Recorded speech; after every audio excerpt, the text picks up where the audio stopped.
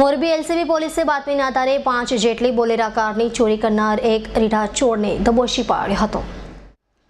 Morbi LCB પોલીસને મળેલી બાતમીના આધારે પોલીસની એક ટીમ માણિયા બાયપાસ પાસે વોચમાં હતી ત્યારે આરોપી વિજય અધગારા પસાર થતા પોલીસે તેને પકડી પાડ્યો હતો। પોલીસ પૂછપરછમાં આરોપીએ આણંદ અને વડોદરામાં ચોરી કર્યા હોવાની કબૂલાત કરી હતી।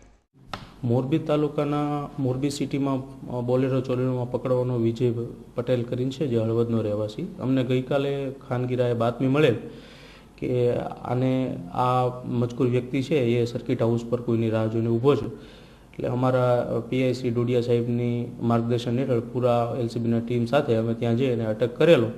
અટક કર્યા બાદ અમને આણંદ પોલીસ સ્ટેશન તેમજ વડોદરા પોલીસ સ્ટેશનથી પણ યાદી હતી કે ભાઈ આ વિજયને પકડવાનો બાકી હોય, જો વોચમાં રહેવા માટેની યાદી હતી, તથા હળવદ પણ એક અકસ્માતના ગુનામાં એને પકડવાનો બાકી હતો, એટલે અમે સર્કિટ હાઉસથી એને અટક કરેલો।